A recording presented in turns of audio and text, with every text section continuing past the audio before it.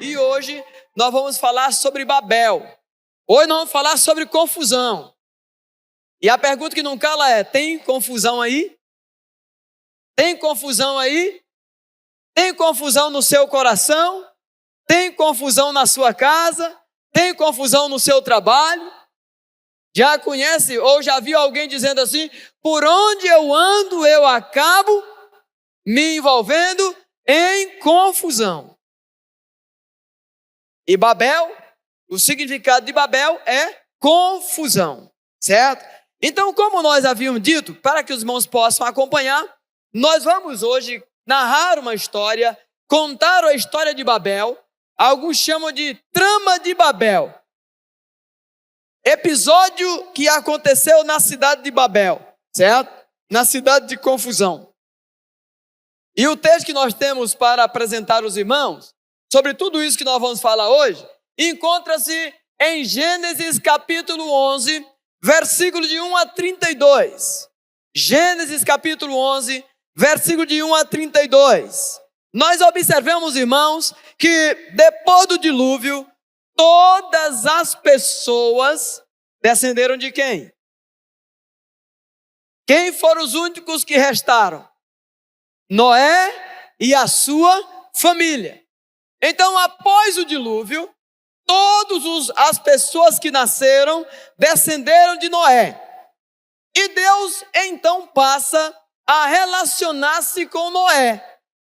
E nesse relacionamento, certo dia, o Senhor disse a Noé: tenha muitos filhos, e que seus descendentes se espalhem pela face da terra. Isso está lá em 9:10, tá? Gênesis capítulo 9, versículo 7, tá? Essa era a ordem de Deus. Vocês agora vão se multiplicar e vocês vão se espalhar por toda a face da terra. Aí a pergunta que não cala é: será que esse povo obedeceu? Será que o povo encheu a terra e se espalhou por todas as partes? Será que as pessoas obedecem ao Senhor assim de primeira? Comumente? Com facilidade? Será que é isso que acontece? Os povos dessa época, os ditos descendentes de Noé, todos, preste atenção nesse detalhe, todos falavam a mesma língua, o mesmo idioma, o mesmo vocabulário. Deus faz com eles uma aliança. Alguém lembra dessa aliança? A aliança que Deus fez foi qual? Presta atenção. O Senhor disse: eu não mais vou destruir o povo, a humanidade, através do dilúvio. O Senhor faz um pacto com eles. O Senhor então coloca o arco-íris. Era o pacto, o sinal do pacto.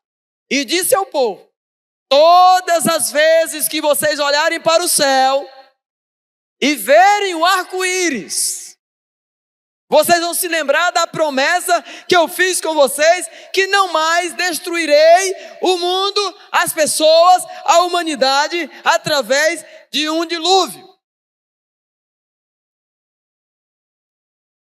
A partir do capítulo 11, versículo de 1 a 4, nós nos deparamos então com essa humanidade, com esses homens, com essas pessoas, que havia recebido de Deus, primeiro uma ordem e depois uma promessa. Estão comigo até aí? A ordem foi a seguinte: enchei a terra, multiplicai e saiam por todas as partes, se espalhem. E a promessa de Deus foi: eu não mais castigarei vocês através do dilúvio.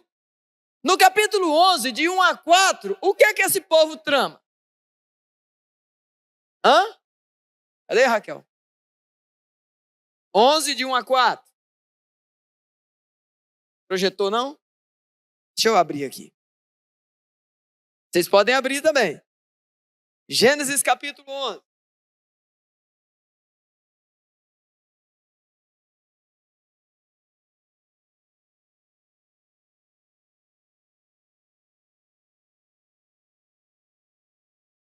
Gênesis capítulo 11. Versículo de 1 a 4.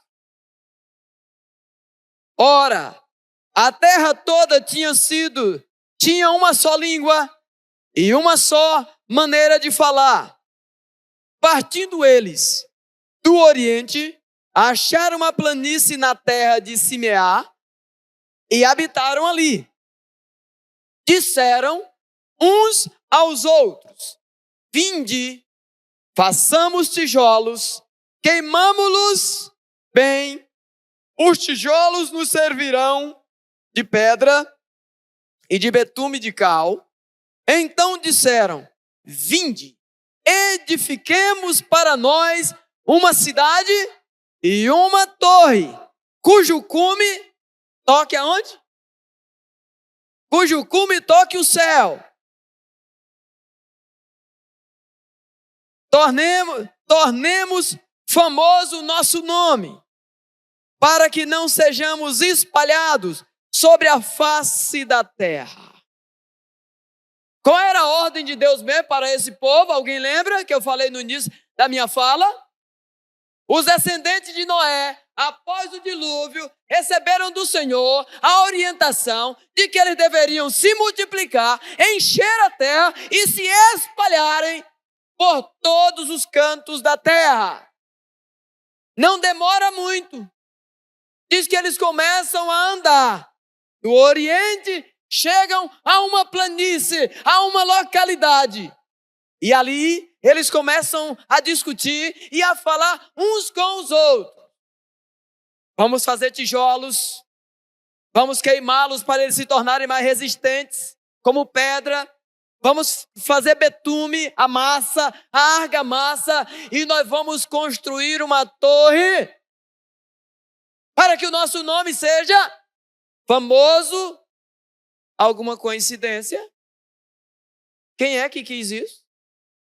Quem era o anjo de luz que também quis ser famoso e quis ser igual a Deus?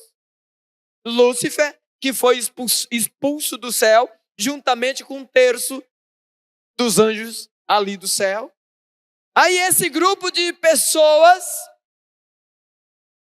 decidem fazer uma torre, naquela planície onde eles construíram uma cidade, e o ideal deles eram dois. Primeiro, serem famosos.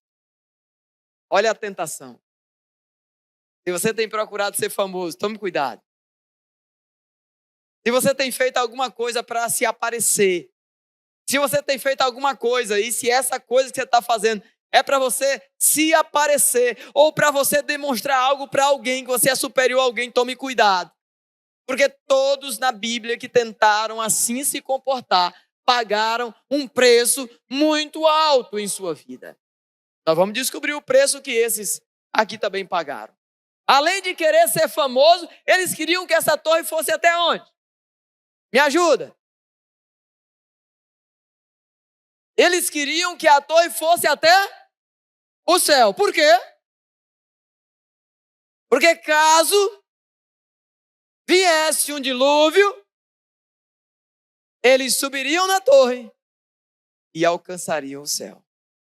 Há projetos, irmãos, mirabulosos. Há projetos que nós mesmos temos tentado fazer, que não tem lógica, que não tem sentido, mas a gente persiste nele. Tem gente com projetos, irmãos, contrários à vontade de Deus, mas persiste mesmo sabendo que Deus não vai abençoar o seu projeto. Por que eles queriam correr para o céu, irmãos? O Senhor não já tinha dado para eles um sinal? O Senhor não já tinha dito para eles que não destruiria mais com água ou com dilúvio? Para que então construir essa torre para poder chegar no céu e fugir, irmãos, de algo que o Senhor já disse que não ia fazer com eles, irmão? Irmão, será que é só eles ou nós de vez em quando estamos assim também? Será que de vez em quando nós não estamos esquecendo do que Deus falou para a gente? Será que em alguns momentos de nossa vida nós também não temos esquecido das promessas que Deus prometeu para nós? Deus promete bênção e você está fugindo da bênção. Deus te promete que vai lhe dar a solução e você não acredita que a solução vai chegar.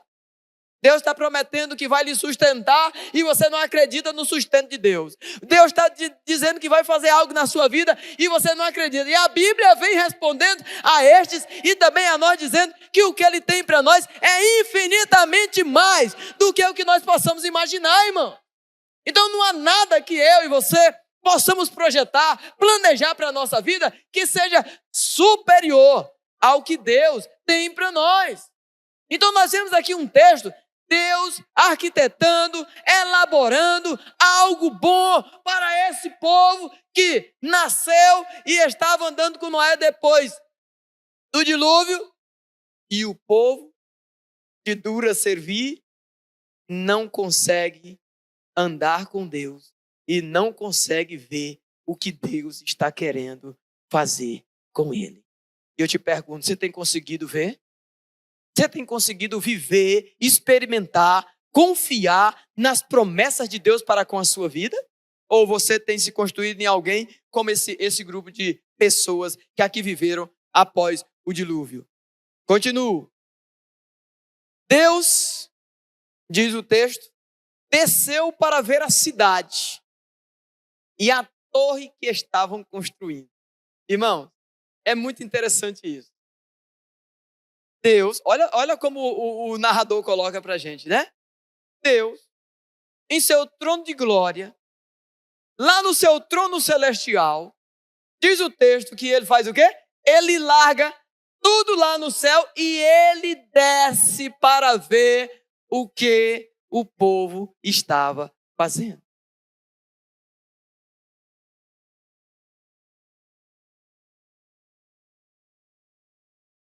Você duvida que Deus está vendo o que você está fazendo? Você duvida que Deus também está descendo para ver a torre que você está construindo? Será que o que você está fazendo aqui na terra é alheio aos olhos dele? Digo mais, será que você também não está construindo uma Babel na sua vida?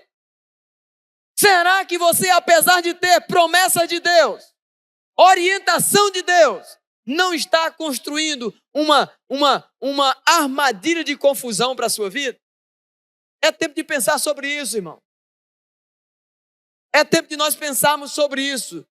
Primeiro, o fato de que Deus desce e vem olhar o que eles estão fazendo. Da mesma forma como ele pode descer e ele desce para também observar o que nós estamos fazendo.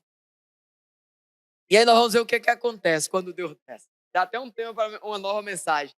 Quando Deus desce do céu.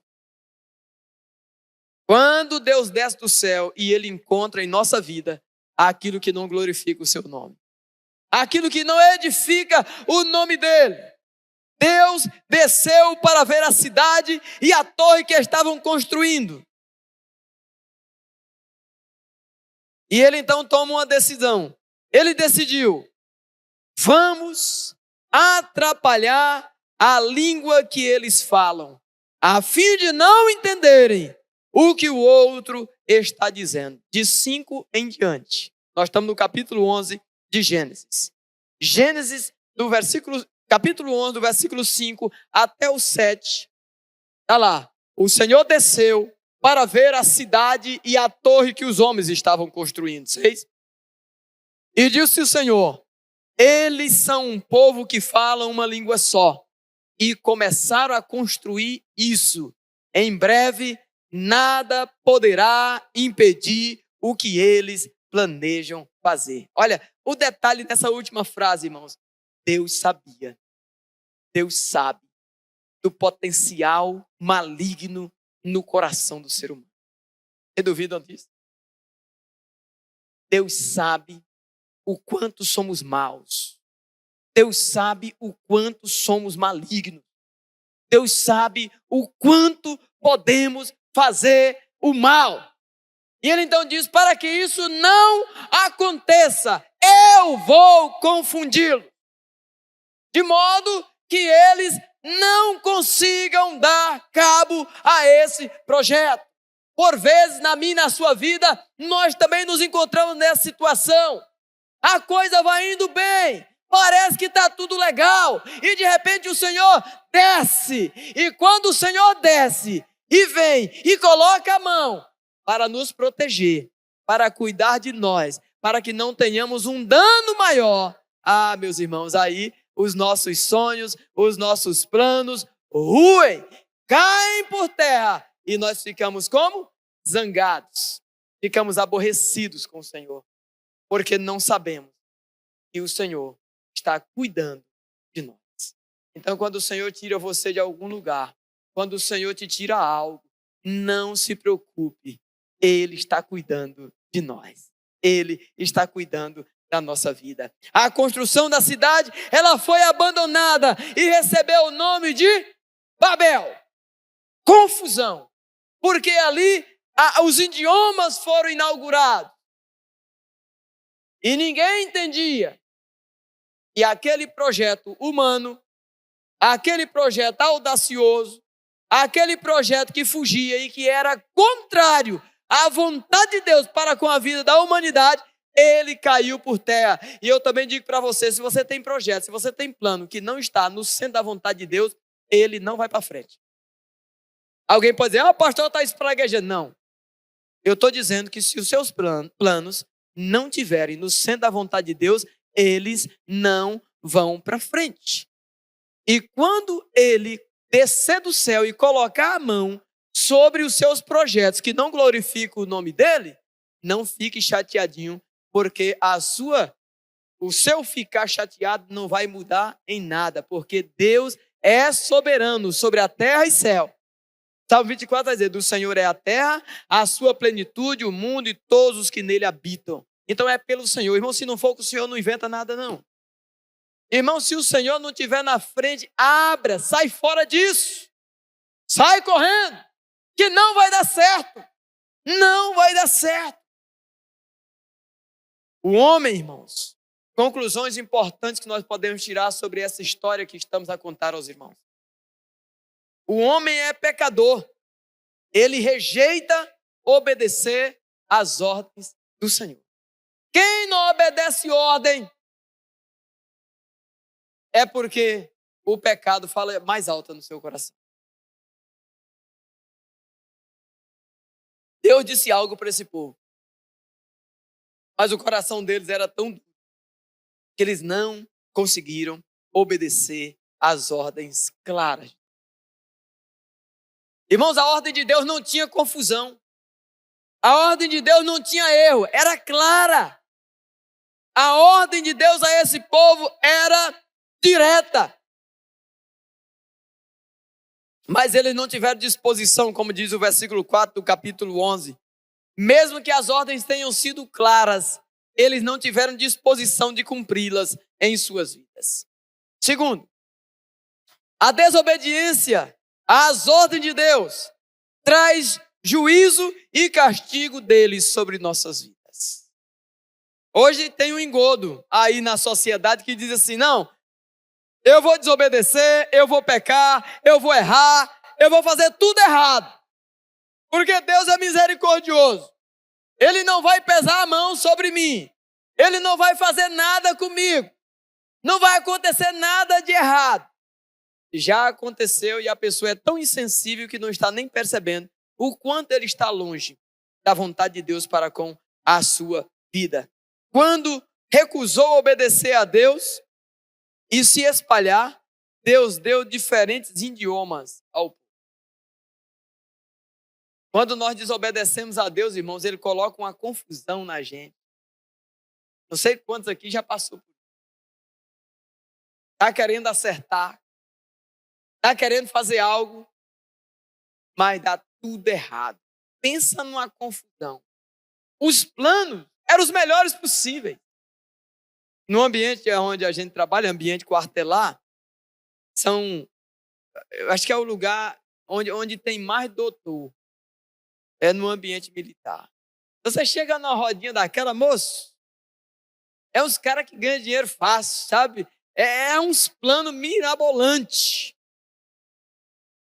Aí você vai olhar para a vida do camarada, mas esse plano parece que não está dando certo, porque você não vê, sabe, não vê nada de diferente, você não vê a prosperidade, como eu falei hoje de manhã, falamos sobre isso, não vou falar agora, não, só vou mudar a mensagem. Então, muitas vezes as pessoas têm um plano, né? Muitos planos, mas não se cumprem.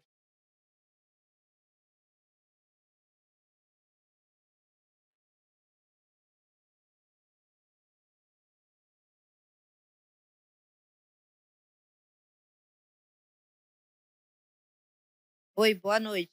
Meu nome é Keliane. E essa palavra, eu estava em casa hoje, deitada, né? Que eu tenho que ficar de repouso.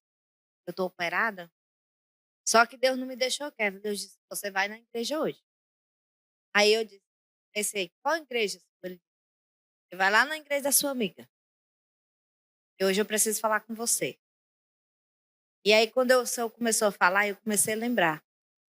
A teimosia me levou uma doença que eu sofri mais de 2 anos. Por quê? Porque Deus falou para mim batizar. E eu fiquei temando. Não dei ouvido a Deus. Passei 2 anos sofrendo. Quando foi sexta passada, Deus cansou. E Deus deixou a doença tomar de conta de mim. Eu fui às pressas para o hospital. Eu já estava falecendo já. Eu já estava no meu limite da doença. E Deus, lá dentro, falou para minha mãe, fala para ela orar. Falar comigo. E aí eu orei, falei, Senhor, tira essa dor de mim, eu não aguento mais. Ele disse, muitos anos atrás eu queria tirar. E você não deixou.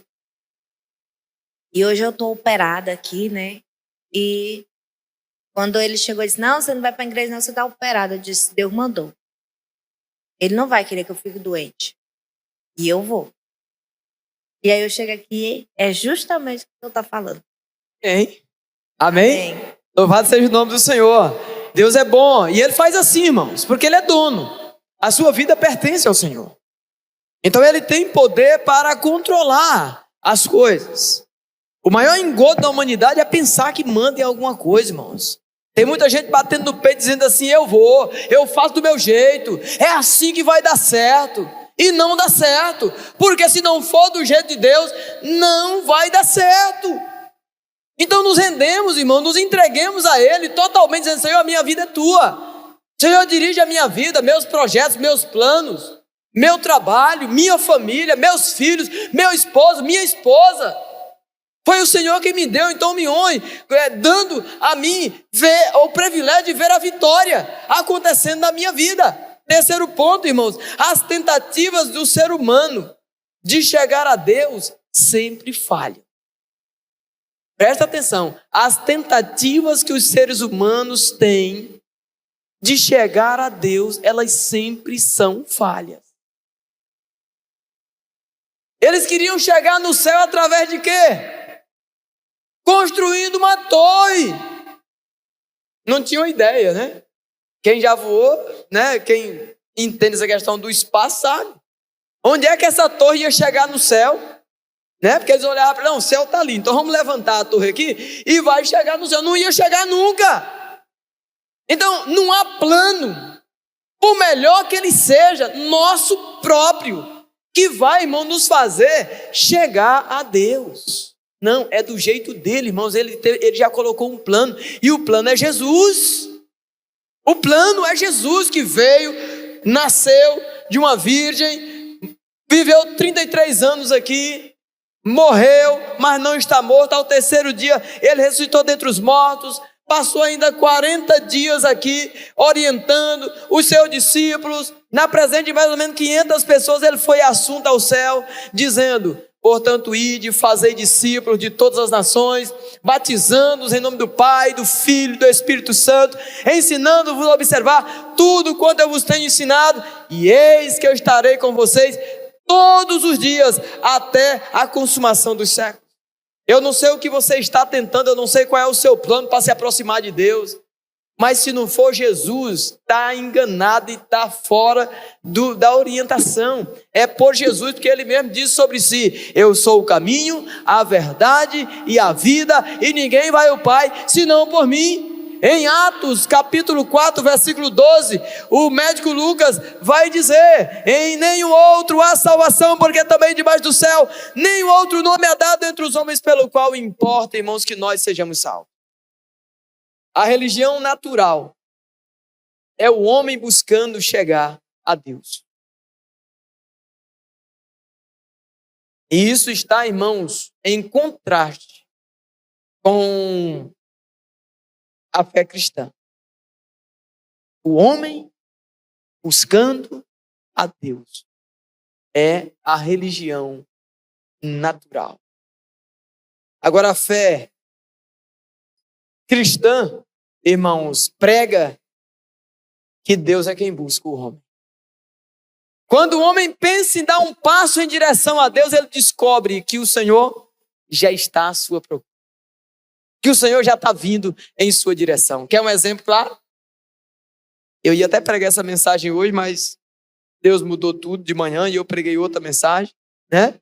Tá o meu rabisco, meu rascunho dentro da Bíblia. Aqui eu ia falar sobre Zaqueu, né?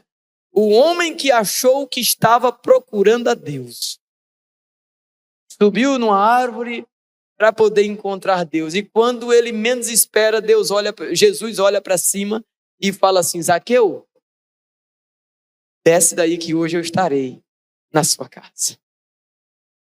Ele estava procurando a Jesus e Jesus, sem nunca tê-lo visto, o chamou pelo nome. O chamou pelo nome e disse: desce daí porque hoje aprove eu estar na sua casa. Esse é, irmãos, o nosso Deus e esse é o método de Deus. Na construção da torre, irmãos, os homens não chegaram ao céu. Porque era um plano humano, era um plano falível, era um plano errado. Eles não conseguiram chegar ao céu através daquela torre. O resultado, irmãos, foi muita confusão. Foi muita confusão. Se você assistiu o filme Babel, você tem uma noção, né, do que foi aquilo. Eles procuram retratar, né, aquilo. Segundo o filme, até confusão de briga houve, né, porque a ferramenta pegava na cabeça, né, de quem não devia pegar, aquela coisa toda. Claro que eles dão uma forçada na barra ali no filme, certo? Quarto lugar, ou quarta aplicação da noite que eu quero trazer hoje. Ninguém pode lutar contra Deus e ser vencedor. Ninguém pode lutar contra Deus e ser vencedor. E tem muita gente lutando contra Deus. Tem muita gente lutando contra o Senhor, pensando que vai vencer. Na Bíblia também teve gente assim. Você lembra de algum? Vale de Jaboque. Um camarada chamado Jacó lutou quase que a noite inteira com o Senhor. E ele saiu marcado, mancando, manquejando. Para de brigar com Deus, para de lutar com Deus. É Deus querendo te levar em uma direção e você querendo ir outra. É Deus colocando um plano na sua vida e você arquitetando outro plano, que não é um plano que está na vontade dele. O povo decidiu desobedecer a Deus e não se espalhar. O que o Senhor tomou o controle da situação e os espalhou por toda a face da terra. Irmãos, o plano de Deus para mim e para a tua vida, o plano de Deus para a humanidade vai se cumprir, independente de sermos obedientes ou não. Se não for pelo amor, vai pela... Não é assim que diz o ditado? Não está na Bíblia, mas é um ditado que diz: se quem não vem ou quem não vai obedecer o Senhor pelo amor, vai pela dor. É melhor obedecer em amor do que pela dor.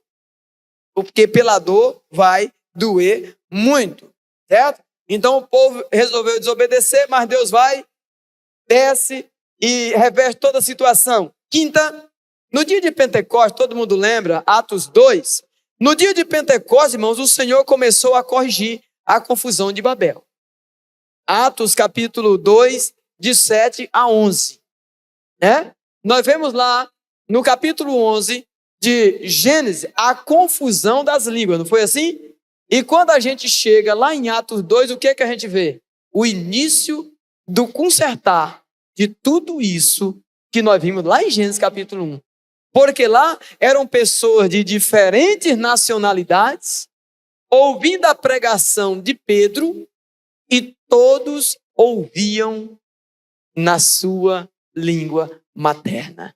Então ali Deus começa, irmãos, por meio do Espírito Santo de Deus, a consertar, a dar o início na confusão que começou lá em Babel, certo? A correção, irmão, da confusão de Babel é ainda incompleta. Atos não resolveu. Pentecoste não resolveu o problema. Ele continua, e a gente pode imaginar, irmãos, aí é só acompanhar os textos, não dá tempo de ler, Atos 6:1, Atos 10:28, Atos 10:34, nós vamos ver que até mesmo a tentativa de consertar as coisas se tornou de novo confusão na vida da igreja do Senhor. Porque o povo é de dura servir, é o Senhor tentando consertar e o povo tentando bagunçar, certo? Mas nós temos uma saída. Último ponto. A correção, irmãos, da confusão de Babel será completada aonde? Ela começou em Gênesis, a confusão de Babel, capítulo 11. Em Atos, ela começa a consertar, mas não foi suficiente. Mas vai chegar o momento, em um lugar específico, quando essa confusão vai acabar de uma vez por todas. Apocalipse capítulo 7, versículo 9, diz o quê? Depois disso, olhei diante de mim, estava uma grande multidão, que ninguém podia contar, de todas as nações, tribos, povos e línguas, de pé, diante do trono do Cordeiro, com vestes brancas e segurando palmas. Só no céu. A narrativa de Apocalipse está dizendo que no céu, de glória, povos de todas as nações, línguas, dialetos, de toda parte, estarão reunidos em uma só voz, glorificando e adorando o nome do Senhor, irmãos. E aí, de uma vez por todas, o problema que iniciara lá em Gênesis capítulo 11 será resolvido, irmãos, só no céu. É só no céu que vamos contemplar e experimentar em nós e em toda a igreja do Senhor reunida no céu, de todas as partes, é que nós vamos ver a manifestação dessa glória. E Babel, toda confusão, toda briga, todo choro, toda lágrima será enxugada dos nossos olhos e nós não mais experimentaremos o sofrimento. Antes, irmãos, experimentaremos a glória do Senhor nosso Deus sendo manifesta sobre a nossa vida, irmãos. Então Babel não é o fim. Babel é o início de uma confusão que se deu em detrimento da desobediência dos homens que não quiseram seguir a orientação de Deus. Quero concluir rapidamente com algumas ideias rápidas que eu escrevi aqui no meu celular. Primeira delas, o remédio para combater a trama de Babel na igreja se encontra em Mateus capítulo 5, versículo 23 e 24, Mateus 18, de 15 a 17, e Romanos 12, 2. Coloca o primeiro aí, Raquel. 5, 23, Mateus 5, 23, 24.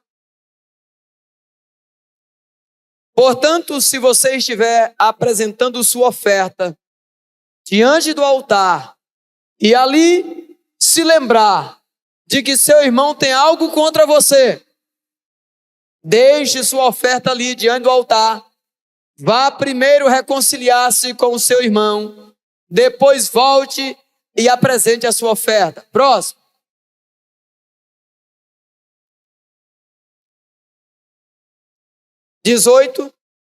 de 15 a 17. Se o seu irmão pecar contra você, vá e a sós com ele, mostre-lhe o erro. Se ele o ouvir, você ganhou o seu irmão. Mas se ele não ouvir, leve consigo mais um ou dois outros, de modo que qualquer acusação seja confirmada pelo depoimento de 2 ou 3 testemunhas.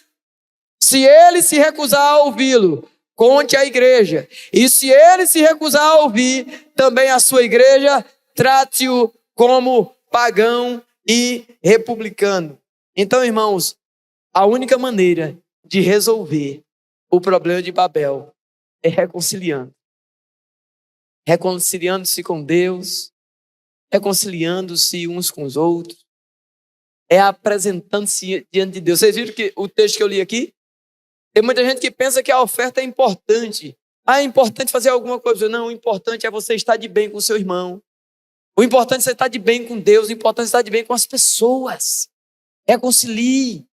Tem algum problema? Vai lá. Trata com o seu irmão. Trata com a pessoa. Se ele não te ouvir sozinho, leva alguém com você. Se ele não te ouvir com a outra pessoa, leva ao conhecimento da igreja. Se na igreja não tiver jeito, larga ele de mão. Considere ele como um publicano. Como é que a gente considera um publicano? Alguém que precisa de salvação. Então pregue para ele. Fale do amor de Deus para ele. Cada igreja, irmão, deve ser uma comunidade onde a confusão de Babel é corrigida e haja unidade. Unidade em meio à diversidade. A mistura de raças, nacionalidade. As igrejas da Galácia era assim. Atos capítulo 13, para finalizar. Atos capítulo 13, 1 e 2, Raquel. Diz assim: na igreja de Antioquia havia profetas e mestres. Barnabé, Simeão, chamado Níger, Lúcio de Cirene, Manaém, que fora criado com Herodes, o tetrarca, e Saulo. Essa, irmãos, era a liderança daquela igreja. Olha a diversidade de nações que ele tinha. De diferentes lugares. Mas a liderança funcionava. Então, essa diversidade é a demonstração, irmão, de um esforço para que Babel seja exterminada de uma vez por todas da nossa vida. Eu quero te desafiar nessa noite a que você faça um compromisso com você mesmo. Não é com o pastor, não é com a igreja, mas é um compromisso contigo. Você vai procurar na sua vida onde tem confusão. Foge de problema. Então, um áudiozinho de... Rapaz, foge de problema, amor. Foge de confusão. Então, se você tem visto Babel na sua conversa com a sua mulher, ore a Deus hoje: Senhor, tire essa confusão do meio de nós. Se você tem problema com seus filhos, você vai dizer: Senhor, me ajude a tirar essa confusão com os meus filhos. Se eu tenho com os meus pais, com os meus tios, com qualquer pessoa, olha o que o texto falou aqui: reconcilie. A reconciliação, irmãos, é o primeiro passo em direção a resolver essa confusão na nossa vida.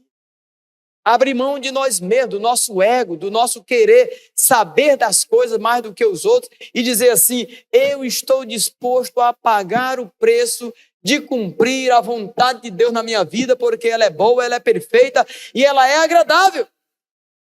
Aquilo que a gente diz para os casais: ser feliz é melhor do que ter razão. Pare de querer ter razão, seja feliz. Resolva essa confusão na sua vida. E que Babel não faça nunca parte da sua vida e que Babel não consiga fazer nada de errado com você, com a sua família, com a sua igreja e com quem quer que esteja ao seu derredor. Amém? Deus seja louvado, que essa palavra se aplique no meu e no seu coração.